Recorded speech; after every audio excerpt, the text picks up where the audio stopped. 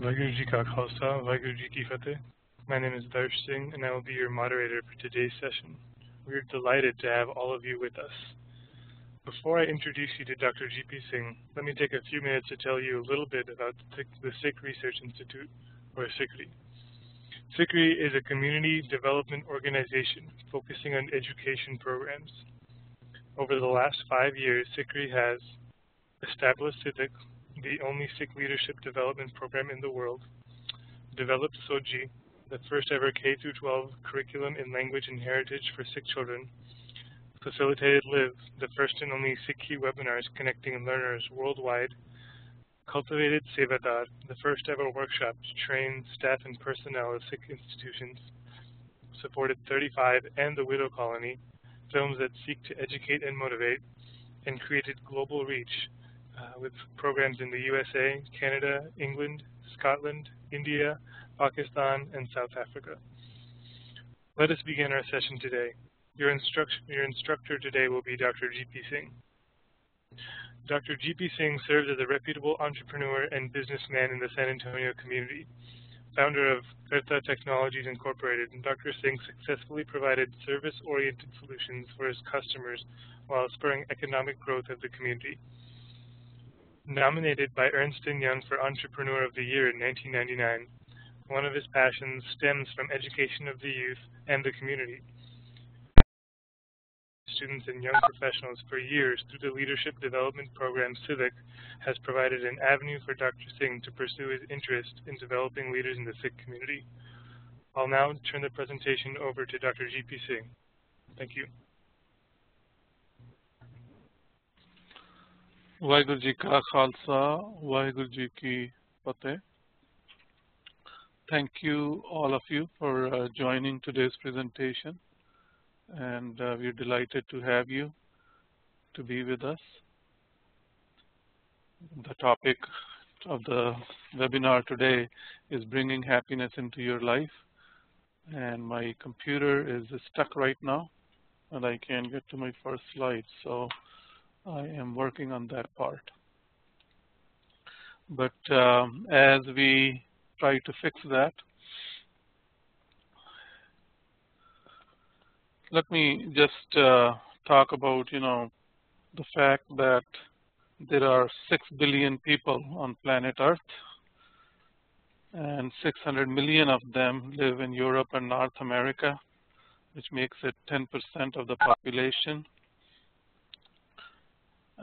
They have the longest lifespan, best living conditions, and what have you. So you would think, at least if you use logic, then you would say, boy, these must be the happiest people on planet Earth.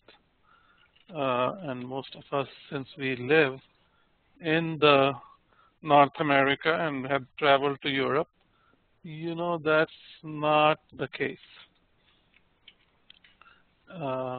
So logical question is, what's going on? Why are people not happy? Let me stop the presentation here for a second and try to get my computer working here. And please give me a few minutes.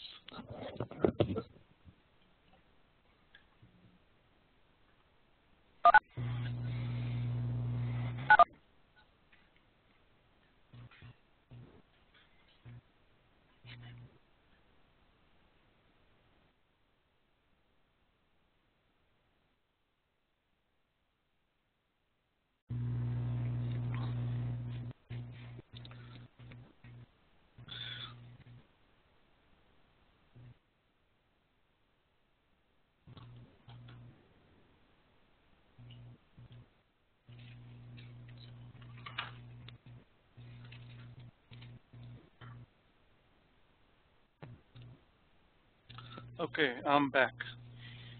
So in today's topic, we are going to cover what is happiness. We are going to talk about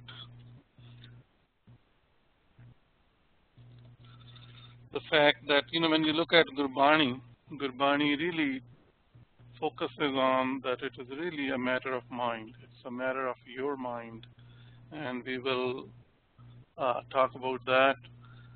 We'll also look at, what are the major obstacles to happiness, and then we will talk about what are the attitudes and behaviors that are essential to happiness.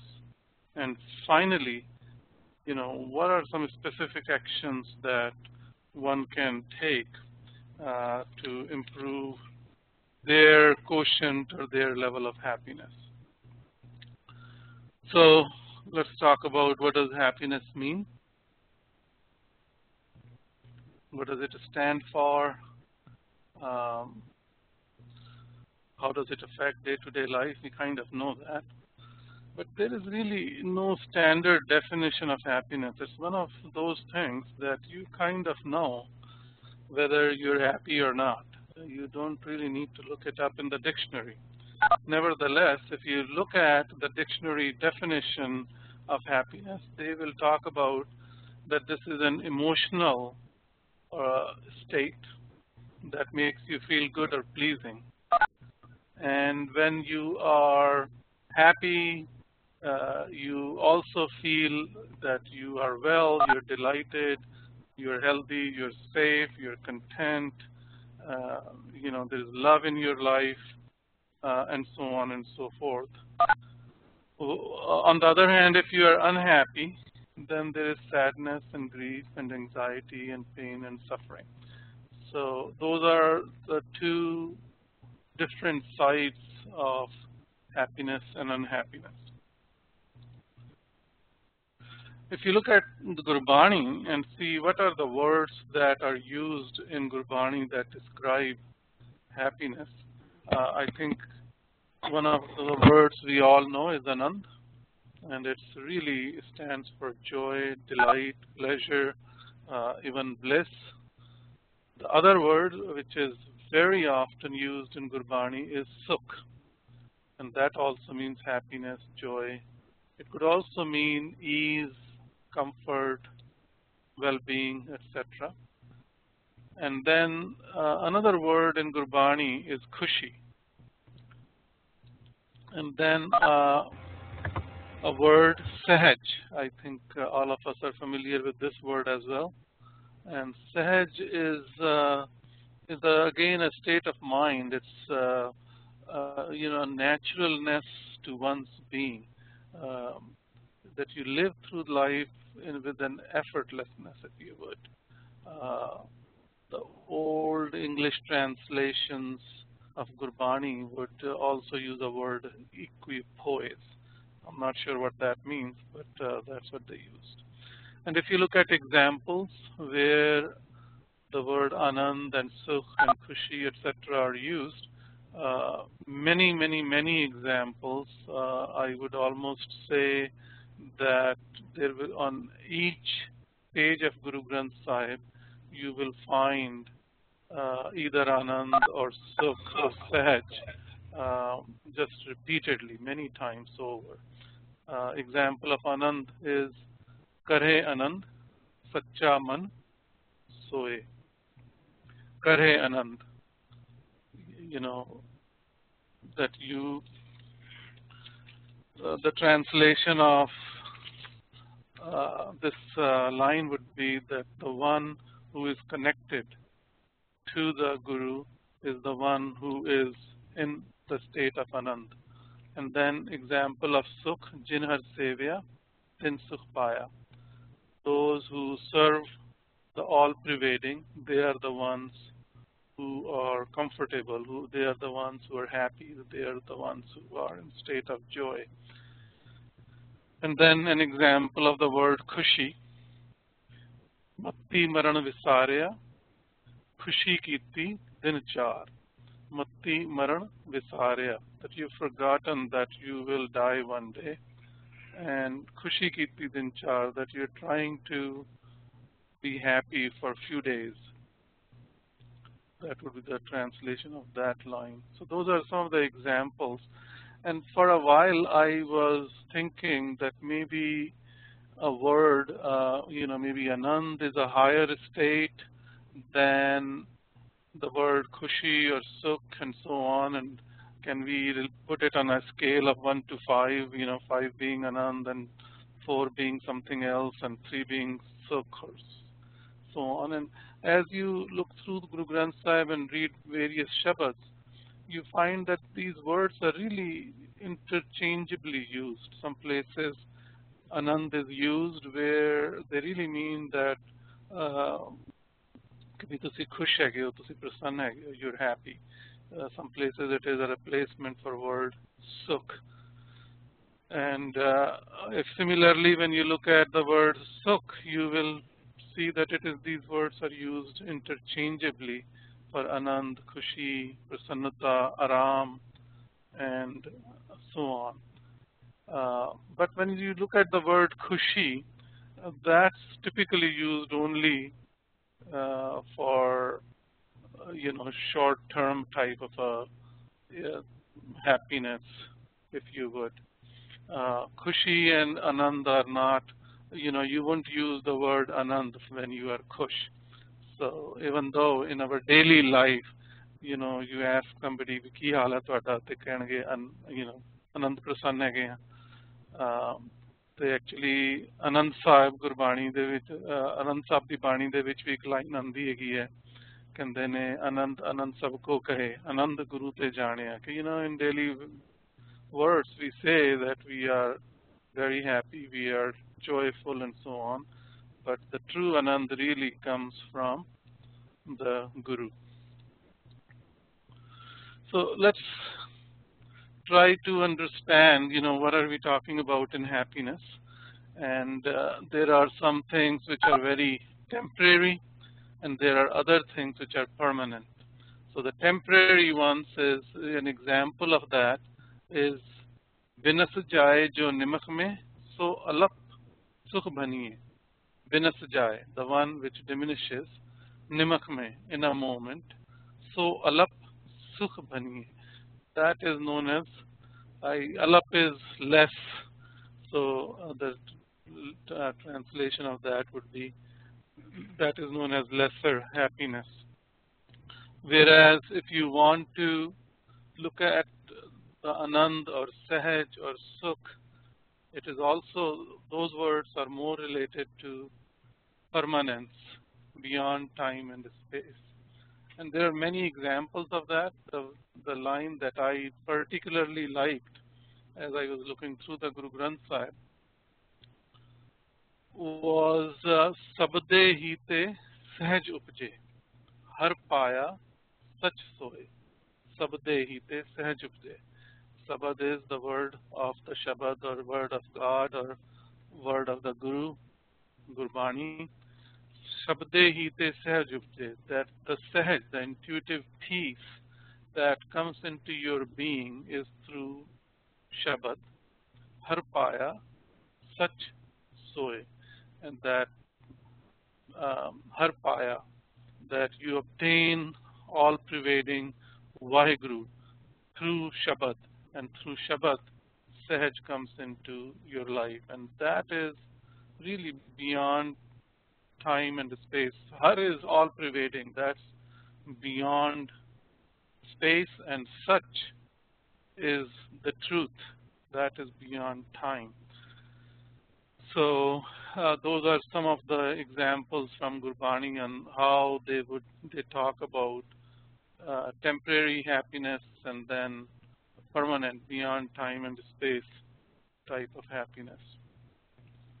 And in every time you go to a divan, no matter what the purpose of the divan is, we always do Anand Sahib. And it is really interesting that all divans end by Anand Sahib, whether it is a divan for birth, whether it is in a time of great joy, whether it is a time for a wedding, again a time of great joy, or it is at death, a time when people are sad and feel sorrow. Even then, what do we sing? Anand bhaya, meri maaye, Satguru mein paya. We remind ourselves that one of our goals is to be in a state of Anand, and that Anand really comes by grace of God, but that Anand really comes from Guru. And I have always felt, typically, in a divan, when we are there, by the time Anand Sahib comes along, people begin to relax and start thinking about कि ਹੁਣ ਲੰਗਰ ਮਿਲੇਗਾ, ਲੰਗਰ ਦਾ time ਹੋ ਗਿਆ ਹੈਗਾ, and they tune themselves off. But when you look at the words of the Bani in Anand, I think it is just fantastic. And of all those who are attending today, if you get one thing out of this webinar today, is a homework assignment would be to go and study the Bani of Anand. We do it at every divan, and I find it interesting that such great concepts are presented in this Bani.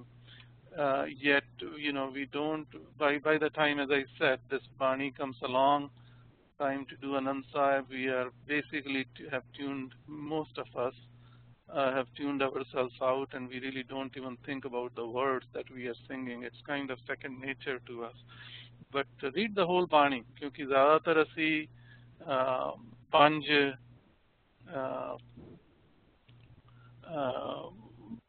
श्लोक करके पंज steps करके छाड़ देने हैं, and there are 40 of them. So definitely requires some homework there.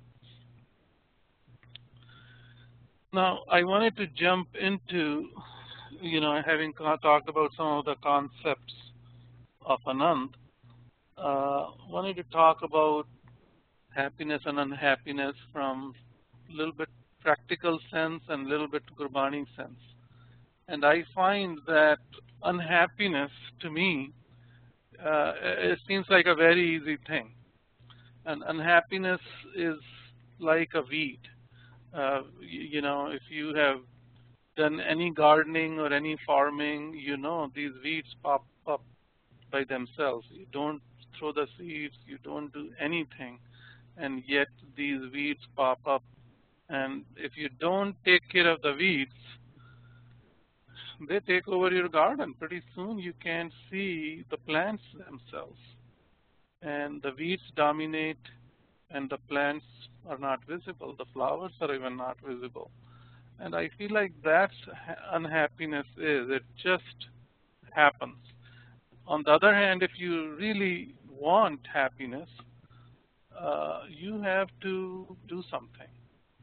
And if you do something, it is a great achievement because it makes your life really heaven on earth. If you truly find happiness in what you do and how you live. So I really have likened happiness to growing a garden. And and I want to take a little time on this and paint a picture for you that if we want to grow a garden, let's think about what we control and what we don't control. The things that we control are how well we prepare the ground, how often do we water, what kind of seeds we put in, that we take care of that garden by taking the weeds out, by putting the fertilizer in at the proper time, and watering at the proper time. And if some of these plants require trimming, then trimming the plants so that the plants grow stronger and so on. And lo and behold, when the right time comes, just beautiful, beautiful flowers show up. We don't control the size of those flowers, the colors of those petals, and all the beauty that those flowers give us. We don't really control that. That's part of the nature. Nature does it by itself. Some may say that's the Sahaj, that's the nature's way of taking a seed and turning it into a beautiful flower or flowers, and taking few seeds into a garden and making a beautiful looking bed and flowers, and pretty soon there are butterflies and what have you. So we don't control the color of those petals, the biology, the nature does that. But we control how well we prepare the ground, what kind of quality of seeds we have put in, and so on and so forth. And the beauty shows up. And I think same thing is in life. We control, and we can control ourselves, that we do the right things at the right time. And when we do the right things at the right time, we will be happy. I was looking at some books, and they said, the book said that happiness is a great struggle, that you have to work very hard at it, and very smart at it, and very this and very that. A lot of ingredients they were talking about. And as I thought about it, I felt like I'm not sure about that. I think what we really need to do is we need to listen to our inner self and then do those things that our inner self is telling us, and happiness will come. It's like chasing a butterfly, and I have to run around and to catch that butterfly, versus I stand still and the butterfly may come and sit on my shoulder, especially if I'm holding a flower from my garden that we planted. So that to me is the best way to describe happiness and unhappiness. It takes work. When I was younger, I always felt like, especially typical thinking, कि ਜਦੋਂ ਰੱਬ ਦੀ ਬਖਸ਼ਿਸ਼ ਹੋਏਗੀ ਹੋ ਜਾਏਗਾ. Happiness will come one day, and I don't really know what I'm supposed to do. I don't, ਰੱਬ ਦੀ ਕਿਰਪਾ ਹੋਏਗੀ ਤੇ ਹੋ ਜਾਏਗਾ. And I have come to believe that, if you are really connected to the Creator, then ਹੋਣਾ ਤਾਂ ਉਹਦੀ ਕਿਰਪਾ ਨਾਲ ਹੀ ਹੈਗਾ. But the question is whether we are connected or not. And I now feel, as I have gotten older, that I really have a role to play in this. And my role in achieving this happiness is to do the right things at the right time. And to do right things at the right time, what are the right things? You require knowledge for that, you require action for that, and so on and so forth. So I hope this helps a little bit in trying to figure out, how would you equate happiness to a garden. And when you look at the Gurbani,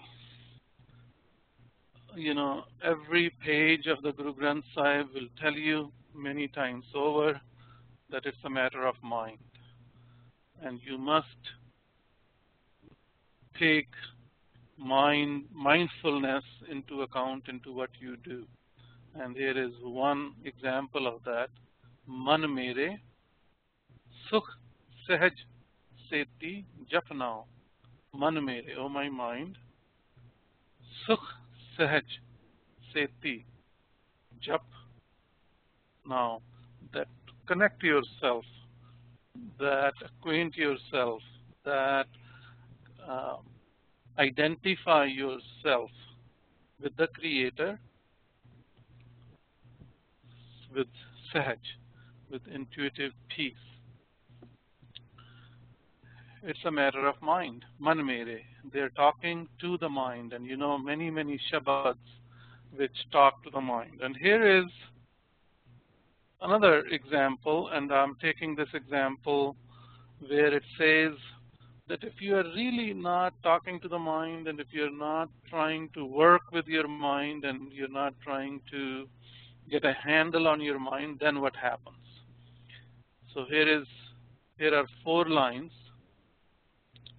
from the 5th Nanak, which says, Andar sehsa dukh hai, आपे सिर धंधे मार. अंदर सहसा दुख है, आपे सिर धंधे मार. दूजे भाई सुते, कभी न जागे, माया मोह प्यार. अंदर सहसा दुख है. Inside you have the pain of doubt. You know how we think about, should I do this, should I do that? And no matter, we have a hard time making the decisions. And no matter how trivial a thing is, should I put these type of clothes on or that color clothes on? Should I go to this school or should I go to that school? Should I pursue this job or that job? Every little thing, gives us duality. What should I do? And this duality or the self-doubt, should I do this, should I do that? Well, that causes dukh, that causes pain. Appe sir dhande maar. And appe sir dhande maar, that we are entangled in the worldly affairs and we are killing ourselves. Maar is basically killing yourself. Appe is yourself. So we are our worst enemies. And why is that? Because as you will read through this Shabad and understand the meaning of this Shabad, it will tell you because you really not gotten a handle on your mind. So let's keep on going on this Shabad. It says, Duje bhai sutte, kabhe na jage, maya moh pyar. Duje bhai sutte, that you're really asleep in the love of duality. Bhai is to love, sutte is asleep. That you're going through life, physically you're awake, but mentally you love duality and you're going through life sleeping, kabhe na jage, and you just never wake up. Maya moh pyar, that you are in love, you're attached to Maya. Naam na chete, and you don't really establish your connection with the Creator. You don't identify with the Creator. And where the word naam comes in, that's how naam is to identify. Naam is name, and name is used to identify things. So wherever they have the word naam, I use that I am really not identifying with the Creator. So if I don't really remember the Creator, Chetana is to remember. Sabad na vichare, that you don't understand the words. Eh manmukh ka achar. This is the behavior of manmukh. Manmukh is the one who basically follows their mind, which is doing crazy things. Har naam na paya, janam birtha gavaya, Nanak jammar kare khwar. That if you haven't gotten a handle on your mind, so then what happens at the end? Har naam na paya, that you really didn't identify with the Creator. Janam birtha gavaya, that you have wasted your life. Janam is life, birtha is wasted, useless, and gavaya is also same thing, wasted, spent. Nanak jammar kare khwar, that basically the messenger of death will dishonor you, that in your death you are dishonored. So mind really plays a central role in your happiness. It's really a matter of mind, and we will go through some examples of that. So what really happens is that we are not aware that happiness demands a great deal of thought. It demands a great deal of mindfulness, as the Gurbani will tell you. And then second thing is that it requires self-discipline. If the thought comes into your mind, then you have to put that into action. You have to do something and get away from this natural inclination to do what is most pleasurable. ਕਿਉਂਕਿ ਤੁਸੀਂ ਦੇਖਦੇ ਵੀ ਹੈਗੇ ਹੋ ਬੱਚੇ ਵੀ ਜਿਵੇਂ ਛੋਟੇ ਛੋਟੇ ਹੁੰਦੇ ਨੇ ਤੇ they want to have fun all the time. ਤੇ ਮੈਨੂੰ ਇਸ ਤਰ੍ਹਾਂ ਲੱਗਦਾ ਕਈ ਵਾਰੀ ਅਸੀਂ ਵੱਡੇ ਵੀ ਹੋ ਜਾਂਦੇ ਹਾਂ ਤੇ ਸਾਡੇ ਦਿਮਾਗ ਵਿੱਚ ਇਹੀ ਹੁੰਦਾ ਹੈਗਾ ਕਿ more fun we have, the more happy we will be. And I think one of the benefits of age is you find out that's not the case, that you really have to cultivate, you have to develop yourself, that you are listening to your inside, your consciousness, you're listening to your thoughts, which is the first bullet. And then the second bullet is when the thoughts come into your mind, then through self-discipline, you will act on them and carry those out. And third part is the wisdom part, to constantly ask the question, does this really make me happier? Because one of the things that is happening in this media-rich environment is we are bombarded with images all over the place, which tell us how different things will make us happy. You look at the advertisements, everything, will change your life and will be, you will be completely happy and all those things. And we listen to these words, and I think they really confuse us and misdirect us. And in this day and age, I feel one of the questions we really need to be asking ourselves is, will this really make me happy? I remember when I came to this country, I was on the East Coast, and I was 21 years old and going to college, and every time I turned around and asked people, hey, what are you doing over the weekend? Everybody was, during summertime, headed to the beach. And I went to the beach and I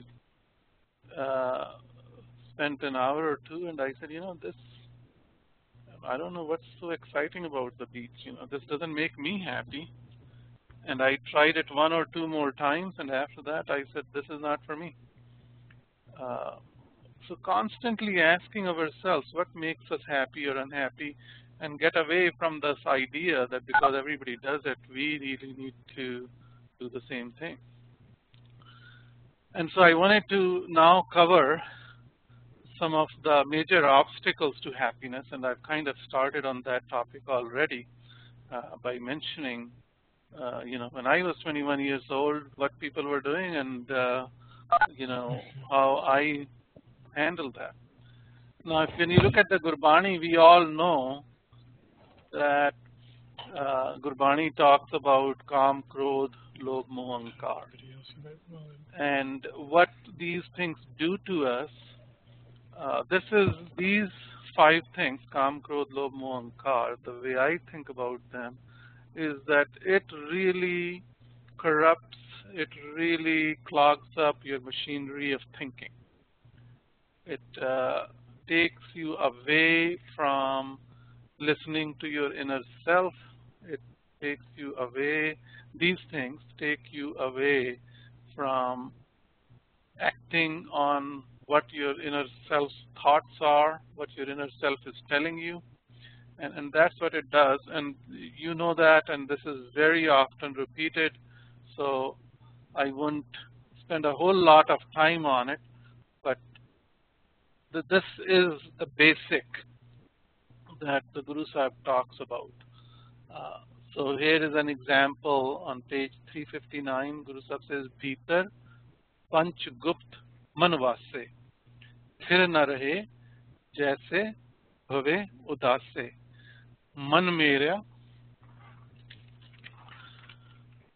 मेरा दयाल सेती थिर न रहे, लोभी कपटी पापी पाखंडी माया अधक लगे. So bhitar panchgupt manvase, that inside within my mind are hidden 5 evil passions. Panch is 5, gupt is hidden, man is mind, bhitar is inside my mind. So inside my mind live the 5 evil passions. Thir na rahe jaise bhave udase, and they just don't let me stay still. They always wander around. Man mera dayal seti thir na rahe. My soul does not stay by, man mera dayal seti thir na rahe, that my mind, man mera, my mind, dayal seti thir na rahe. It does not connect, it does not uh, hook up to dayal is the one who is graceful for it to everybody, that it just does not connect with it. So, but what does it do? It lobhi, kapti, papi, pakhandi, maya, adak lage. That it is greedy. Lobhi is greedy. Kapti is deceitful. Papi is sinful. Pakhandi is hypocritical or cheating type, and so on. Maya adak lage, that it gets attached to Maya. So basically, again, all these things turn you into a very self-serving type of an individual.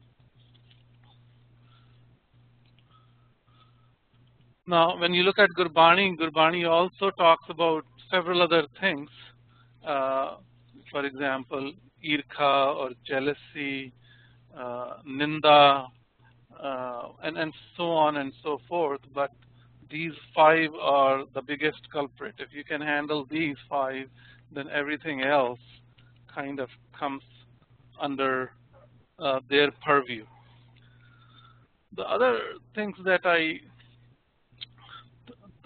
put on here, one could make a lot of items under this major obstacles, but I wanted to share with you some of the things that I personally have experienced or have experienced dealing with other people, and I thought this was it's a short list given the time constraint, but I'm sure you will find some other ideas as well.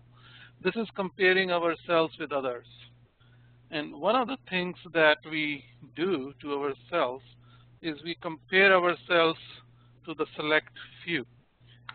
Just think about it. Earlier I gave you an example that there are 6 billion people on planet Earth. 600 million of them live in North America and Europe. That's top 10% of the population. And so each one of us living in North America or Europe, we can say, hey, we are in top 90 percentile. We should be really, really happy. The fact of the matter is there's a billion people go hungry every day. But we really don't compare ourselves with those. We compare ourselves with select few. And when I say select few, I can give you an example. I met a CEO who's done very, very well for himself, a very successful business guy. And I was talking to him one day, and he says, and I basically said to him, I really admire you for what you have accomplished, and it's really fantastic. And he says to me, I started the business the same day or same year that Microsoft started. Look at how well they have done, and look at where I am. I have a long way to go, and I don't think I can ever catch up. He was kind of feeling down on himself, and I was really surprised that he was. But that's what we do. Young women compare themselves to the actresses, again, a select few.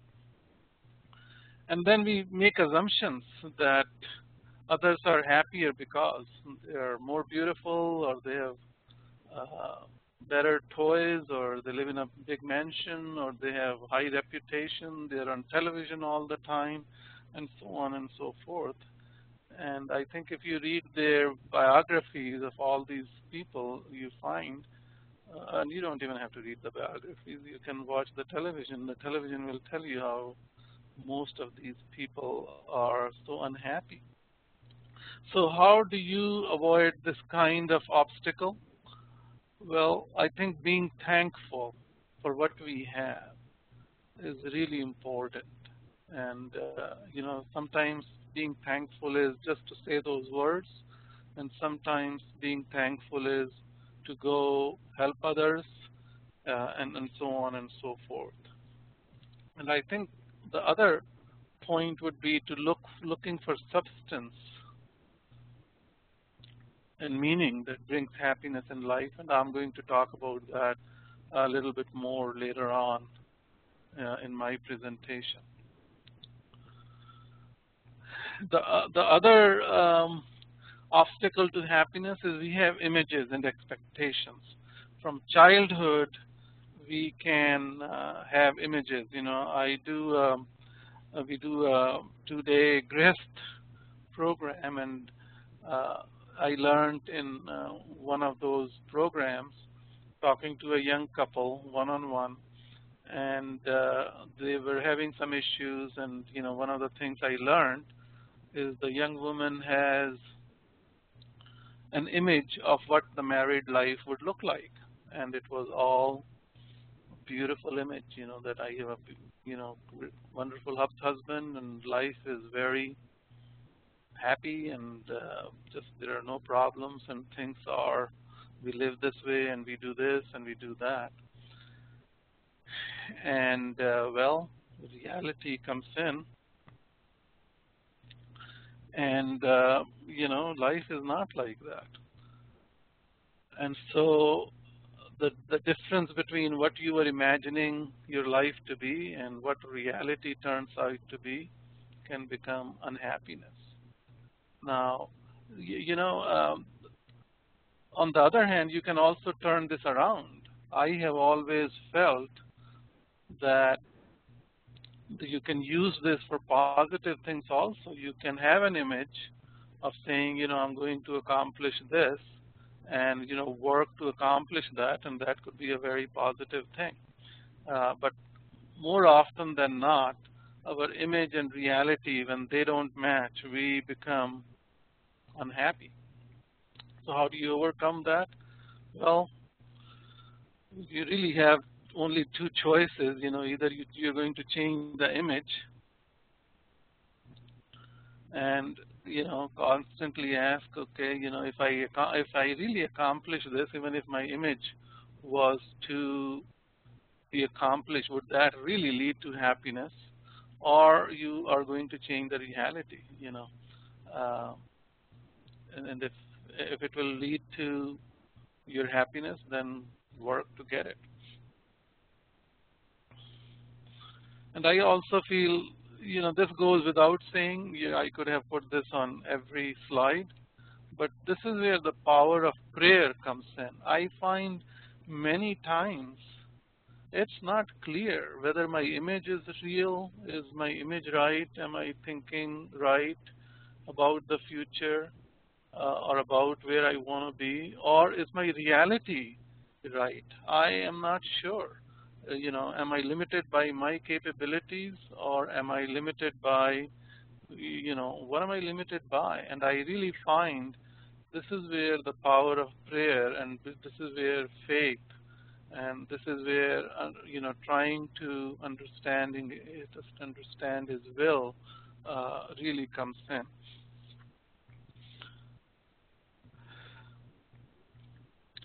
Another obstacle to happiness is what's known as a missing tile syndrome. And the idea here really is that you can look at a picture and there can be a watermark on the picture, and suddenly your eye goes on that watermark. It could be a painting by Picasso or any great painter, and if there is a watermark, if there is a damage, you pick up that damage. And if you were to look at it in terms of what percent of the picture is damaged, well, it's not even 1% perhaps. But boy, that's where your eyes go. It's really amazing. And similarly, you can look at the tiles. You look at the ceiling and there's a watermark, and suddenly you pick that up. And the reality of life is nobody is perfect except gurus. Nobody and nothing is perfect. And you can always say to yourself, there will always be some tiles missing. There will be some imperfections in no matter what you do and who you come across. And one really needs to understand how powerful is this perception in your life. I worked for uh, a customer, and I can tell you I could do 98% of the job well, but he only talked about 2% that I didn't do well. And after 2 or 3 years, I was ready to quit on that, and I said, I can't handle this person because all he does is look at 1 or 2% of the job that I couldn't handle, as well as the rest of the job.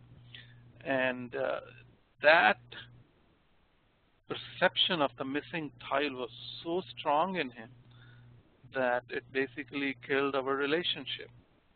I never wanted to work for him ever again. And I think it's very important. All of us have this. We wish it was not so, and so on and so forth, and that gets us in trouble. The fact of the matter is, it is there. It's always there. If it's not this tile missing, it is that tile missing, and you really don't have too many options except you say, I'm going to replace the tile, or I'm going to forget it. There are not too many choices there. At this time, I am through half of my presentation, and I think it will be a great idea if you guys have any questions. If you want to ask any questions, feel free to do that, and you can send your questions to Darsh, and then he will forward it to me for answering those. And you can also use your microphones if you like to verbally ask those, and we can put you online so that everybody can hear you. On the other hand, if you just want to write it and you don't have a microphone, feel free to do that.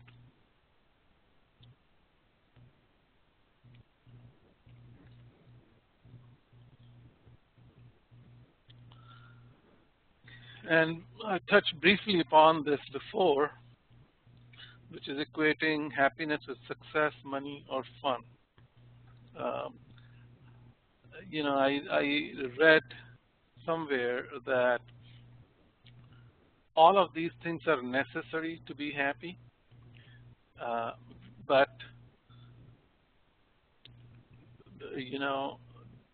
alone they are not enough. If you are always being driven by success or money, or all you want to do is have fun, then that doesn't quite make you happy.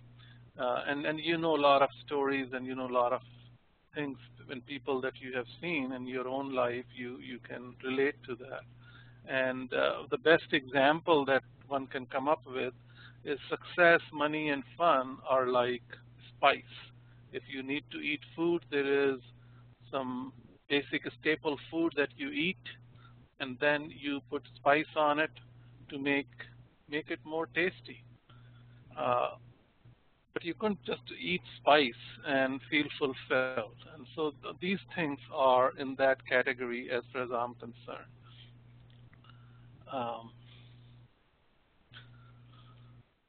Moving on.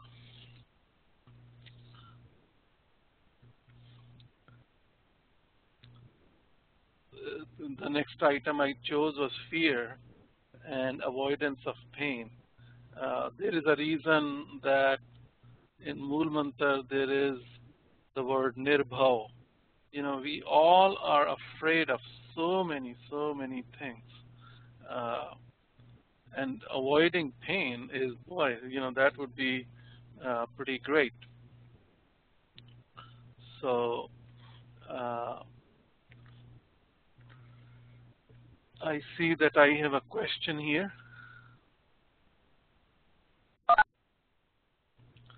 Does Gurbani differentiate between different forms of happiness?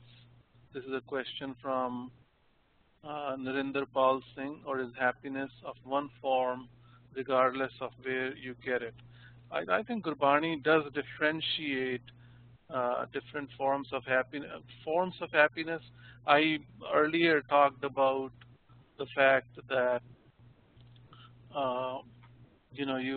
I gave a quote where it's a temporary happiness, that you can do certain things and they make you happy for a very short time, and then you can do things that can make you happy for uh, forever. And that is the type of happiness that Gurbani really tells you to seek and get focused on. I hope that answers your question. If I didn't, then maybe you can reword the question and send it back to me, and uh, we will answer that.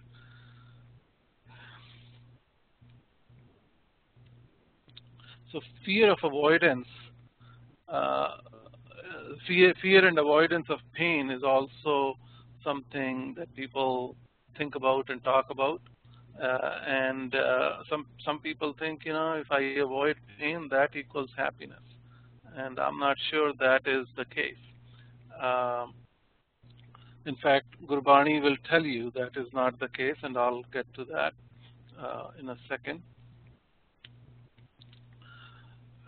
Again, if you go back and use the example that I gave earlier on tending the garden, you do little things, but if you do them on time, properly, in a prescribed procedure, with the discipline, then you get the result. You don't even have to focus on that. You really can't do much anyway, because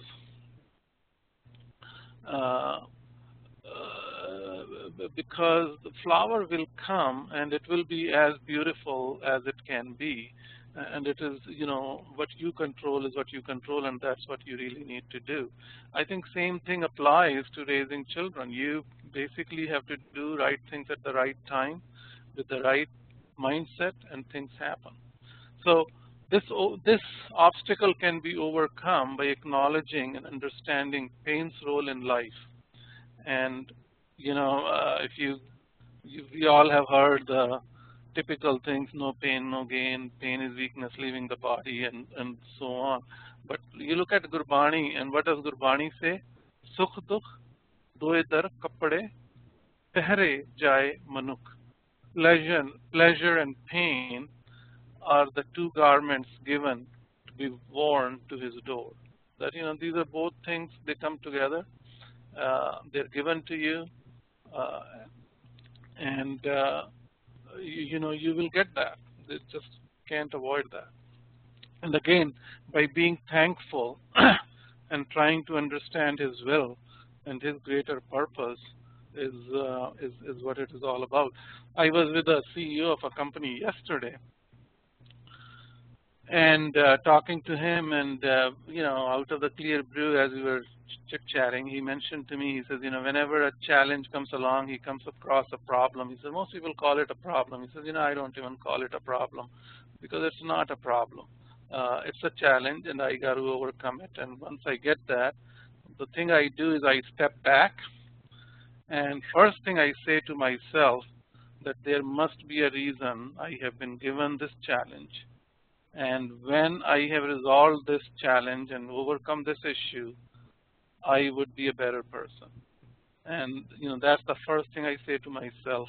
And then I go start thinking about, okay, how do I solve this problem? I thought that was a pretty interesting way of looking at things.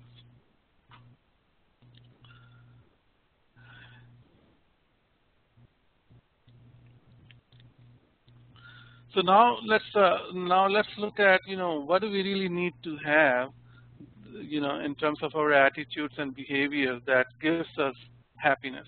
So far we looked at some of the attitudes that people that we looked at what are the obstacles to achieving happiness. Now we are talking about what should be our behavior, what should be our attitude that we should develop so that we are happy. And I have a question here.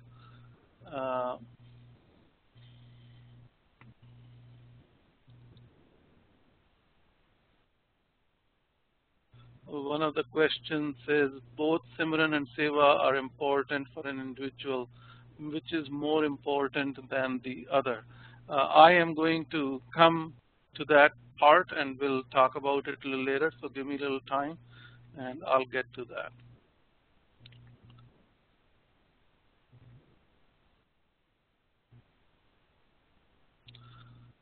So happiness is a byproduct. So it's byproduct of what? It's a byproduct that you have a meaning and purpose of life. And then, there's a way that we live, and there's a way that the Guru tells us to live, and we need to bridge that gap. And for each one of these items that I list here, I have slides that I will speak to each one of these. And then doing good in society, doing the seva, and keeping the company of people who lift you. Purpose of the Sangat. And then Guru's grace, seeking Guru's grace through submission. Having somebody who you think is above you and to whom you're answerable. So those are some of the things. So let's basically talk about the meaning and purpose. One is the personal meaning. What does it mean to me? What do I really want to get out of life? That's extremely important, and this is where the relationships come in. And when you talk to people, and there was a survey done to find out what are the two largest factors which make people happy. And when people answered that, 48% of them said relationships make them happy. Friends are crucial.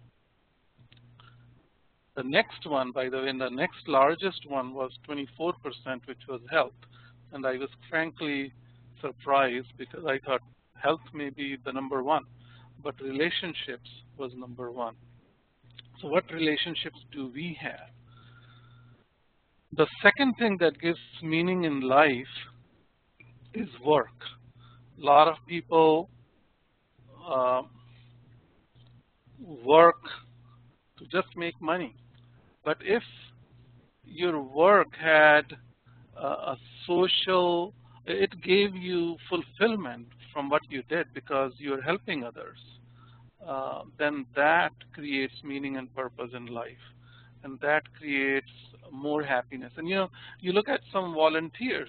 I have had an opportunity to work with volunteers who work for nonprofit organizations. Some attorneys, for example, who in private practice or working for a big law firm might make $200,000, $300,000, and they are working for a nonprofit organizations and not making even $50,000, but they're very happy, because they find meaning in that work. They find that it is satisfying to them, and so they do that, and it is wonderful. And then a social cause. I think that is very important. If you have a social cause in which you believe in and you work towards that, that gives you meaning and purpose.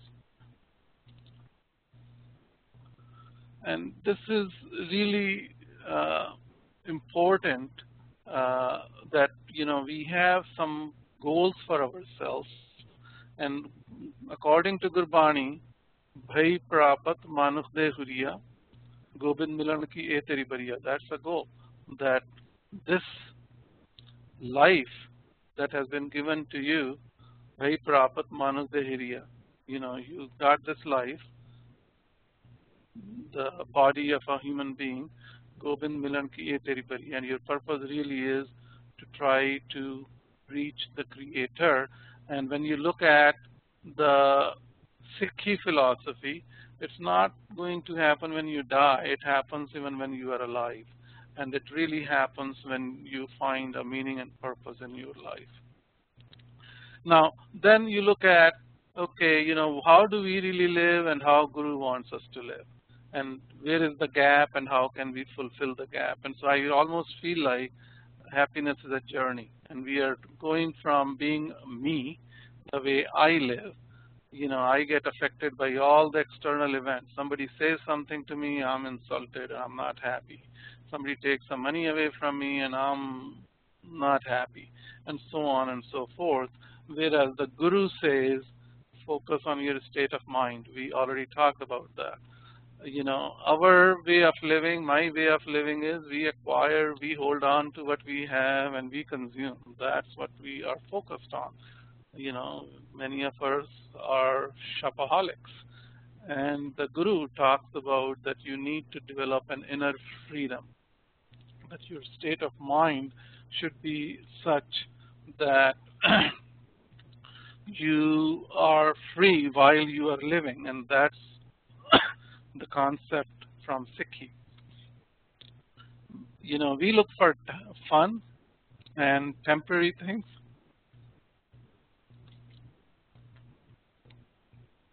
Excuse me. And Guru talks about permanence, Amrit, never die. And I look for power and possession and pleasure, and Guru tells us ke naam japo, vand chako. Pehle vando, fir chako, and kirt karo. Earn your living by honest means. And our lives are dominated by the 5 vices that we talked about earlier. And Guru says, create harmony with the divine. And to me, happiness is a journey. And no matter what age we are, whether we are 10 years old or 20 years old or 70 years old, that's the journey we are on, from trying to be me to trying to follow what the Guru's instructions are to us. And to the young people who are in the audience, I like to say that oftentimes, we really don't have a full concept of what the Guru is telling us. And I feel that it's okay, because what you should do is whatever you know, you got to build on it. You got to start somewhere. And I really believe it's really about practice, because as you start working on what you know, then you begin to know more and more. It's really not that let's go get the deep knowledge, that we really need to understand all the concepts, then we will go work on it. In my humble opinion, let's just start practicing what we know. And if you have the right attitude and you practice it properly, and if your mind is fully engaged, then you will be successful. And finding the positive. I really find ਕਿ ਜਿਸ ਤਰ੍ਹਾਂ ਤੁਸੀਂ ਗੁਰਬਾਣੀ ਨੂੰ ਦੇਖਦੇ ਹੈਗੇ ਹੋ, ਜਿੱਦਾਂ ਗੁਰੂਆਂ ਦੀ ਲਾਈਫ ਨੂੰ ਦੇਖਦੇ ਹੈਗੇ ਹੋ, boy, it's all positive. You look at Gurbani, very few times there is don't do this and don't do that and so on and so forth. It's even if they use a negative word, I tell you, if they use one negative word someplace, half a page before and half a page later, it's all positive. So, it's very, positive thinking. And when you look at our gurus, look at our heritage, it's all positive. And we need to be positive. And then we really need to value learning and growing. There is a reason we are called Sikh. And to me, it is that journey on how I behave and what the Guru wants me to do and how the Guru wants me to behave and live my life. And that is a constant learning and growing process. And when you do that, what does the Guru say? Nanak Bhakta Sada Vigas. Vigas is that you are always expanding. Sada is always. That the one who is in tune is always expanding. And this is, I think, the most beautiful thing. Seva, seeking to do good. There is just no dearth of Gurbani lines which talk about seva kinni zaruri hegi hai. Trying to serve others selflessly is just extremely critical. And I want to say here that oftentimes we have restricted ourselves. किसी गुरुद्वारे जाके सेवा करनी है, जोड़ा भी उत्थे गुरुद्वारे च काम होएगा उत्थे कर दिंदे हैगे, and that's how we limit ourselves. And that's good, but I think we can do better, because tan man tan di seva di gall hundi हैगी है. ते trying to do a good deed is really important.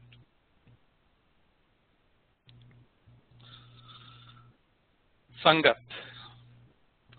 there's a lot of shabas that are on sangat. हमेशा ਅਸੀਂ ਗੱਲ ਕਰਦੇ हैं कि संगत ਦੀ कितनी importance ਹੈਗੀ है. So I just was looking for a shabad to be loneliness ਦੇ ਬਾਰੇ ਕੀ ਕਹਿੰਦੇ ਨੇ, so that maybe we can compare and contrast. And here is a shabad that I found which says विधण खूही मुंद अकेली ना को साथी ना को बेली कर कृपा प्रभ साध संग मेली ਜਾਂ फिर देखा ता मेरा अल्लो बेली. कि भाई, it's a big curse if you are just all by yourself and you have no friends and nobody, and in that case you are very blessed and ਰੱਬ ਦੀ ਤੁਹਾਡੇ ਉੱਤੇ ਬਹੁਤ ਮਿਹਰ ਹੋ ਗਈ ਹੈ ਅਗਰ ਕਿ ਤੁਹਾਡਾ ਜਿਹੜਾ friend ਹੈਗਾ ਉਹ ਰੱਬ ਬਣ ਗਿਆ ਹੈਗਾ. And I have always felt that sometimes we feel like we ਸਾਨੂੰ ਘਰੋਂ ਬਾਹਰ ਜਾ ਕੇ ਸੰਗਤ ਲੱਭਣੀ ਪਏਗੀ. I really don't think that's the case. Your family, friends, even your children are part of your sangat, and you should really utilize that as even your spouse and so on to uplift you and to move you forward. And I'm going to focus a little bit more on grace, because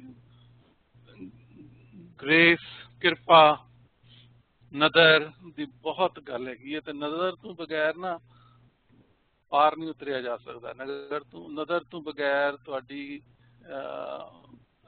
ਮਿਹਰ ਤੋਂ ਬਗੈਰ ਤੁਹਾਡਾ ਕਲਿਆਣ ਨਹੀਂ ਹੋ ਸਕਦਾ ਹੈਗਾ. ਸੋ ਵਾਹਿਗੁਰੂ ਵੀ ਤੁਹਾਨੂੰ ਦਿੰਦਾ ਹੈਗਾ ਗ੍ਰੇਸ, ਤੇ ਸਾਨੂੰ ਗ੍ਰੈਟੀਟਿਊਡ ਦੇ ਬਾਰੇ ਫੀਲ ਕਰਨਾ ਚਾਹੀਦਾ ਹੈਗਾ ਕਿ ਬਈ ਅਸੀਂ ਅਗਰ ਗ੍ਰੇਟਫੁਲ ਹੈਗੇ ਆ ਜੋ ਸਾਡੇ ਕੋਲ ਹੈਗਾ ਤਾਂ ਫਿਰ ਸਾਡੇ ਉੱਤੇ ਨਜ਼ਰ ਹੋ ਸਕਦੀ ਹੈਗੀ ਹੈ. ਸੋ ਆਖੇ ਮੰਗੇ ਦੇ ਦੇ ਦਾਤ ਕਰੇ ਦਾਤਾਰ.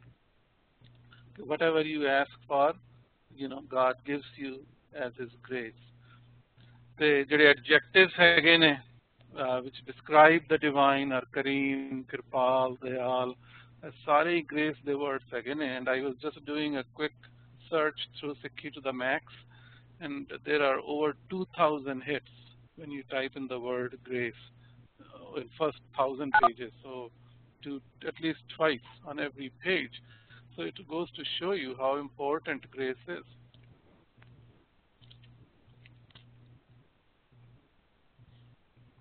And Gurbani says that grace, excuse me, grace is all around us.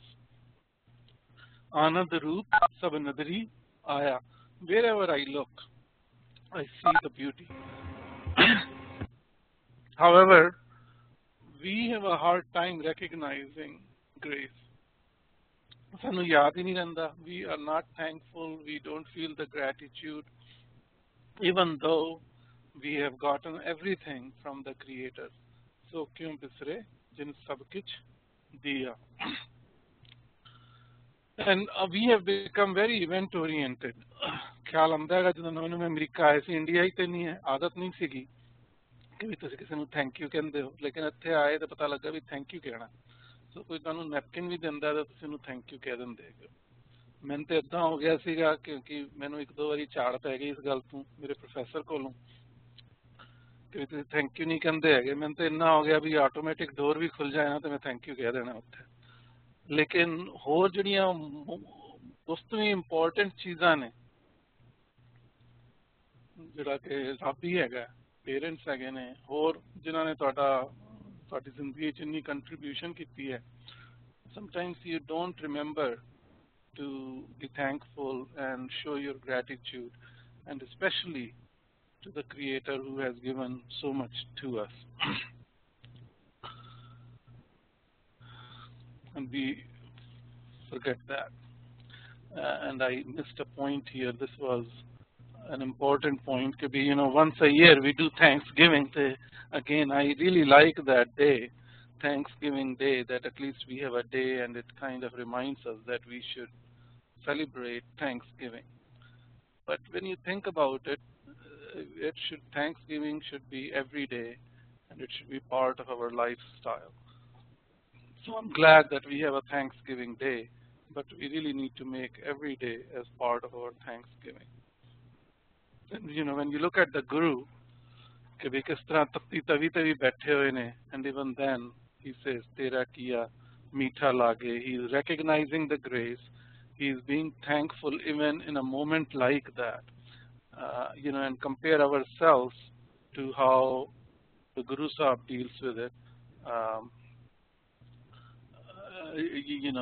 And that goes to show you what a big gap we need to bridge for ourselves. And once you begin to recognize कि भाई ये ते हर वक्त ही grace हैगी है, ते हर पासे grace हैगी है, that's when you develop optimism and you feel the beauty of Vismad. And this perpetual recognition of the grace is really Simran. Simran सिर्फ ही नहीं है कि तुसी सवेर तो शाम तक वाहिगुरू वाहिगुरू करते रहो या पाठ करते रहो, वो सिमरन नहीं है. जो तुसी देखते है कि गुरुआं ने जिंदगी अपनी किदां बिताई हैगी है ते भगतां ने किदां अपनी जिंदगी बिताई हैगी है. They were doing work while they were doing all the things that they did. And the perpetual recognition as चीज ਦਾ ਤੁਹਾਡੇ ਦਿਮਾਗ ਦੇ ਵਿੱਚ ਵਸ ਜਾਣਾ, ਇਹ ਇੱਕ ਸਿਮਰਨ ਹੈਗਾ.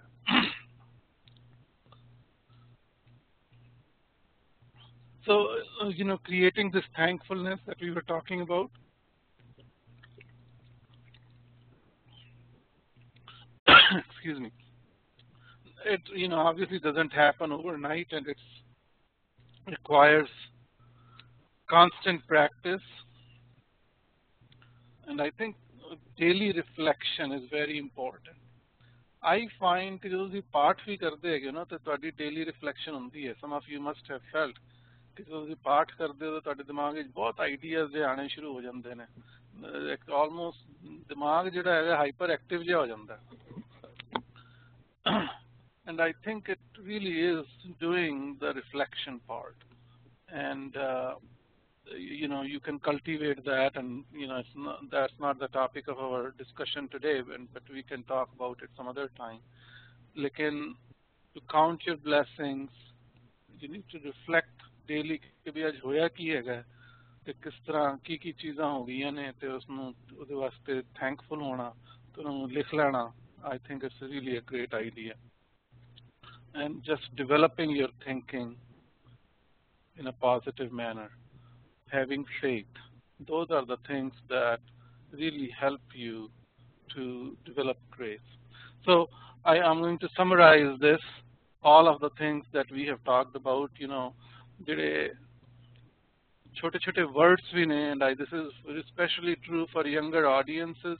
Even if you know few words and you understand few words of Gurbani, I know that when I was 25 years old and 30 years old, I didn't really, for a long time, I was afraid of reading Guru Granth Sahib, because I said, no way I could understand anything.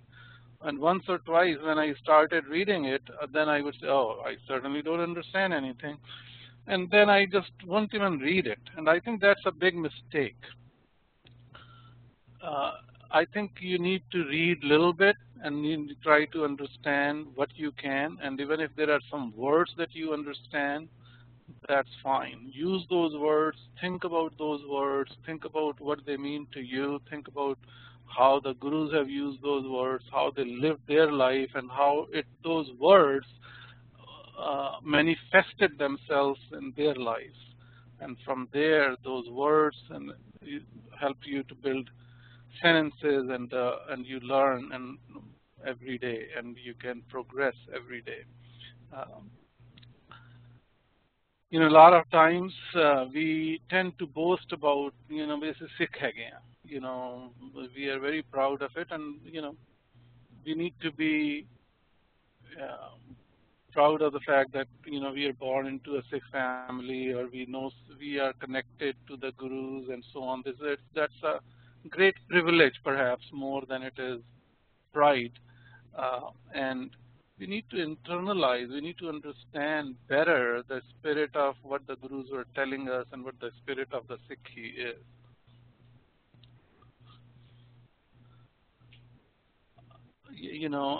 And I think another transformation that occurs in due course of time is, when we start learning about SikhRI and so on, we think about the ideas, and then at one stage we think with them. It's not, we just don't think about the ideas, they become part of our life, and we use those ideas in how we run our lives, how we live our lives, how we run our businesses, how we contribute to the society, how we raise our kids, and so on and so forth.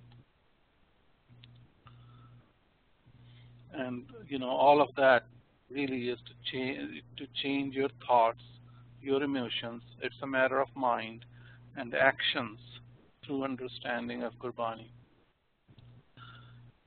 And lastly, I've said a lot of things. Obviously I'm not an expert in this area, but I try to study and share some ideas with you. And you may or may not have liked some of the thoughts that I said, and just think about the basic test really is, what are the things which connect us to the Creator?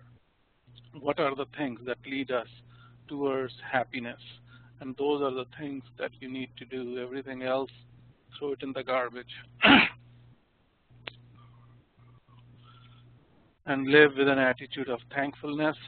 And again, happiness is a great achievement. It is like growing a garden. And what this garden requires is you do the right things at the right time. When individually looked at, these actions that are required in the garden, they are not big actions. They are little things that you do, and do them at the right time. Do them with the thoughtfulness and some knowledge of what kind of seed that we need, and what kind of fertilizers that we need, and how much water to put in. And if you do it with the thoughtfulness and mindfulness, then you get beautiful garden. And same thing applies to life, that if you do things right at the right time in a proper way, then your life will be happier. So with that, I conclude. I thank all of you. I really, really appreciate it. I do see some questions here. So let me read those questions to you. It will take me a minute or so to figure out this machine and get back to you. Give me one minute.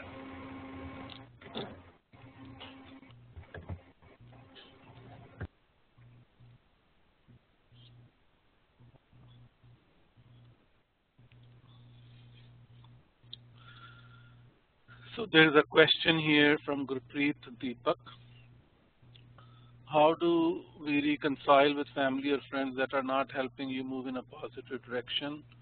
I would not accept simply dismissing my sangat due to negative differences. Do you believe in such a thing as irreconcilable differences, or can differences, perceptions be bridged, brought together? Can everyone be happy? I think it's a great question, and I would like to say that we would like, all of us, that things can be bridged together, people can be brought together, and everyone be happy. But from my life experience, I have not seen that often. There's times when it works, but oftentimes it doesn't seem to work. So what do you do in a situation like that? Well, what I have observed is full spectrum of activity. I have seen on the one side where people say this is our family, and no matter what, we are going to stick with the family, and we are going to live through it. On the other hand, on the other side of the spectrum, I have seen and observed that people say, this is not contributing positively to our life and our children's life. So while we may continue to visit with each other once in a while, but we will create some separation on how we live our life.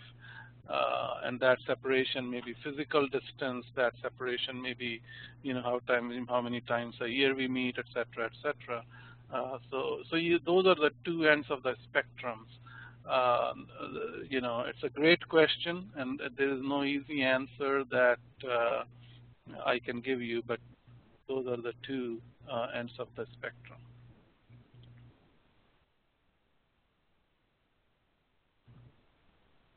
And there is another.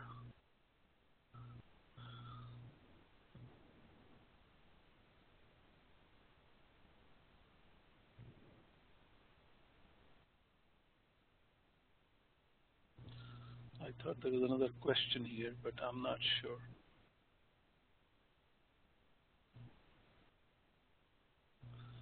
If there are other questions, I'll be happy to answer those.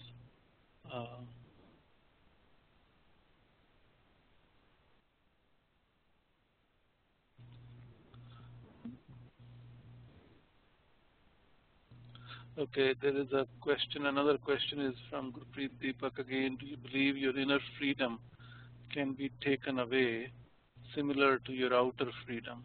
What do you do when that happens? Do you believe your inner freedom can be taken away? I think it can't be taken away as much as we give it up. That's the difference between outer freedom and inner freedom. Outer freedom, people can take it away from you. They can handcuff you, they can throw you in the jail, and outer freedom is gone. On the other hand, inner freedom, once you have obtained that, people can't take it away from you as much as, if you don't continue to tend that garden, if you don't continue to take the weeds out, the weeds can overtake the garden. This is an example of people who have lived a great spiritual life, but slowly, for whatever reasons, they didn't use the same discipline and the same self-interrogation and reflection, if you stop following your innermost thoughts and your beliefs, then that stops. But you look at a guy like Nelson Mandela. They threw him in the jail for a long time. They couldn't take away his inner freedom. Outer freedom was gone. And then there are a lot of other examples like that. And there are a lot of examples from our history where whether it's Banda Singh Bahadur or so many shaheeds. I mean, I can't even imagine when I read the stories that in front of the mothers, young children will be killed, and all the horrendous things people did. So and if they are strong and they have the inner freedom, that can't be taken away.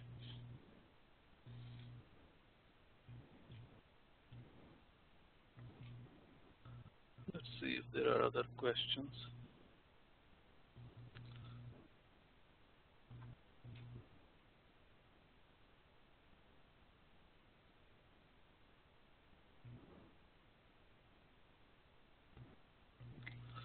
There's a comment here from Gurdev Singh, and he just makes a comment that spending time now focusing on doing at least one good deed a day, like providing someone a meal who doesn't have the means, helping a blind person cross the road, or saying some words to an individual to make his or her a day a form of happiness, is a form of happiness. Absolutely, no doubt about that.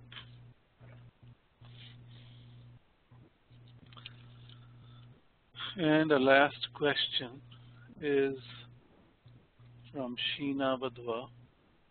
Don't relationships bring attachment? That is, Gurbani says, mother, father, spouse won't be there in the end. Also, doesn't success in work produce ego? It brings happiness, but how do you take happiness but avoid the attachment and ego? Great question. I think, in my mind, everything has to be done in a proper amount. Lots of times you hear that we have to get rid of Kam, Krodh, Lobh, Moh, Ahankar. We should get rid of them from our life. I don't think the Gurbani says we have to get rid of them as much as it says we need to control them and use them in proper proportion. So, anything you can do, you can use it in a negative way or a positive way. Success at work can produce ego, absolutely. But success at work can also produce humility, that I helped this person and it helped them in this way and that way, or it helped the company this way or that way.